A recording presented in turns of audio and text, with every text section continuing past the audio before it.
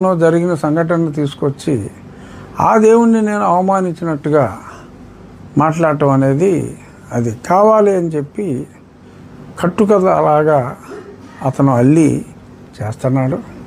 తర్వాత మైకులు మీరు పెట్టుకోండి, నేను ఇస్తున్నాను పర్మిషను, ఎవడట వస్తాడో చూస్తాను అంటే ఇంత కామన్ సెన్స్ లేకుండా ఒక వ్యక్తి మాట్లాడటం. సరే, ఎవడో మైక్ పెడతాడో నేను చూస్తాను పర్మిషన్ లేకుండా.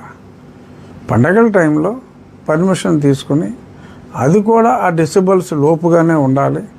అనుమతి లేకుండా ఎవడైనా మైక్ పెడితే చట్ట ప్రకారం ₹1,00,000 జరిమానా, 5 సంవత్సరాల వరకు కూడా కారాగార శిక్ష చట్టంలోనే ఉంది.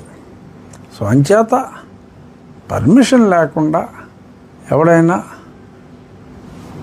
ఈ లిల్లీగాడు చెప్పాడనో ఇంకో సిల్లీగాడు చెప్పాడనో ఓన్లీ నియోజకవర్గంలో నేను దేవాలయాల్లోనూ తీసేశాను. అన్ని దేవాలయాల్లో అంటే అనుమతి లేకుండా ఉన్నవన్నీ, ఎవరికీ లేదు అనుమతి. అలాగే చర్చిల్లో కూడా తీసివేయటం జరిగింది. సో కాబట్టి వాడేదో చెప్పాడు, నేను చెప్తున్నానని ఎవడాడు? Who is he? After all that idiot has got 71 votes. ప్రతిపక్ష నాయకుడా? ఎవడతను? పైగా అతనేదో కాబోయే ఏంటది డిప్యూటీ చీఫ్ మినిస్టర్ అని అతను మాట్లాడాడు.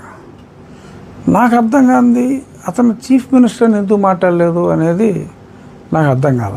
అంటే ఎవరితో అతను పొత్తు పెట్టుకోవాలనుకుంటున్నాడు? అంటే మెయిన్ పార్టీ చీఫ్ మినిస్టర్ అవ్వాలి, మరి ఎవరితో పొత్తు పెట్టుకోవాలనుకుంటున్నాడు? డిప్యూటీ సీఎంకి ఎందుకు తనను తాను రెస్ట్రిక్ట్ చేసుకుంటున్నాడో తెలియదు. ఏదో తనకు తాను ఒక డిప్యూటీ చీఫ్ మినిస్టర్ లాగా నన్ను నాలుక కోస్తాను, ఇంకొకసారి దళిత క్రైస్తవుల గురించి మాట్లాడితే ఇంకొకసారి ఏంట్రా, నేను ప్రతిరోజు మాట్లాడుతాను దాని గురించి, మళ్ళీ మాట్లాడతాను. దళిత క్రైస్తవులకి రిజర్వేషన్స్ వర్తించవు అని చెప్పి సుప్రీంకోర్టు చెప్పింది. రాజ్యాంగంలో ఆర్టికల్ 341లో ఉంది.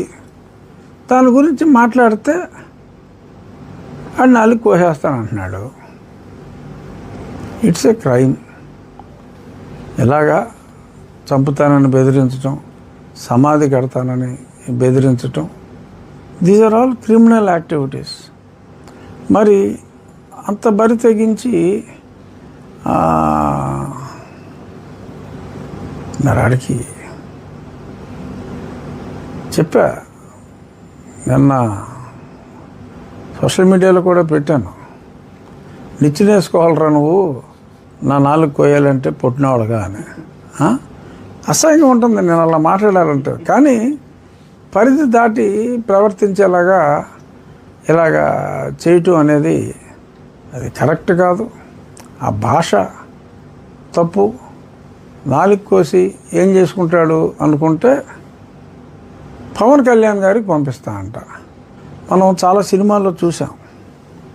ఏంటి, చాలా సినిమాల్లో, ఎస్పెషల్లీ క్రైమ్ సినిమాల్లో విలన్ గాడు ఆ హీరోని భయపెట్టాలి అంటే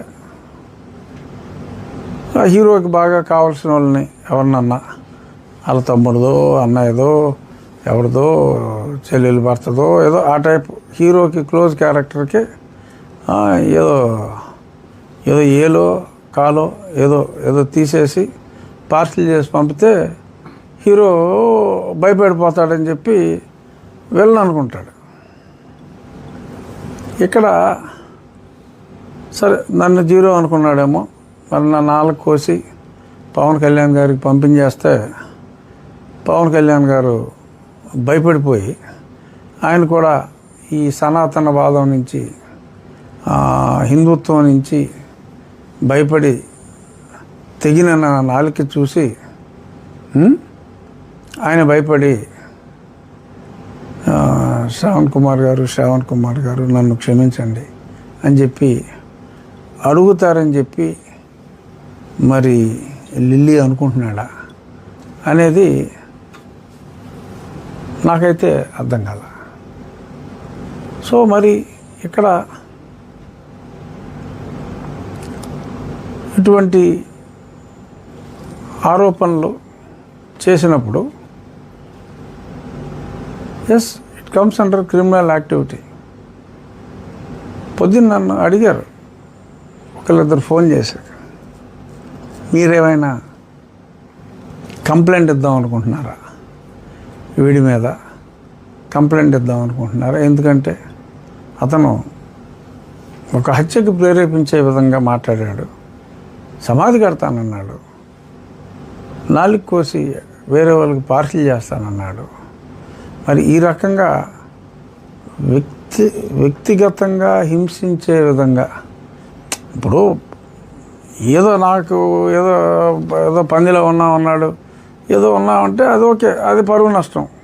సో పరువు నష్టం కేసు వేసుకుంటాం, పరువే లేనివాడి మీద అసలు పరువే లేదు, ఎంతగానే వేస్తాం, ఏమని వేస్తాం. సో ఈ కేసులన్నీ వేస్ట్. కానీ ఇక్కడ మాట్లాడింది ఫిజికల్గా మాట్లాడాడు. సో ఫిజికల్గా మాట్లాడినప్పుడు కేసు పెడతావా అని నన్ను అడిగితే ఆలోచించాను నేను కూడా. కానీ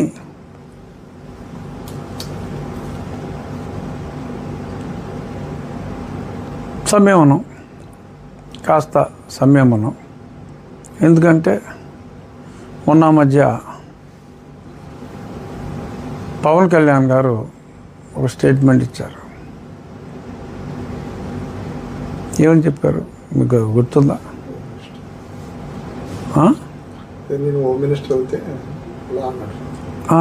అంటే నేను హోమ్ మినిస్టర్ కానందువల్ల ఈ క్రిమినల్స్ ఎలా ఎవరెస్ట్ వచ్చినట్టు వాళ్ళు ఉన్నారు అని. అటువంటి క్రిమినల్ ఏడు బరి తెగించి బజార్లమ్మట తిరుగుతూ, మరి ఆడికి పర్మిషన్ ఎవరు ఇచ్చారో,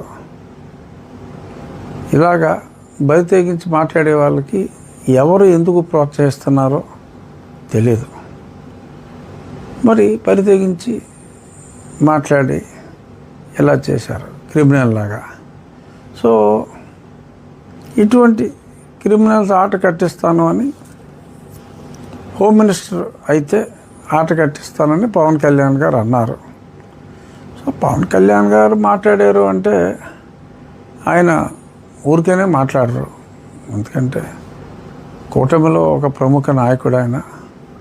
మరొక కూటమిలో తెలుగుదేశం పార్టీ తర్వాత ఎక్కువ స్థానాలున్న పార్టీ నాయకుడిగా, ప్రజల్లో ఎంతో ఆదరాభిమానాలున్న వ్యక్తిగా మరి ఆయన ఆ మాట హోమ్ మినిస్టర్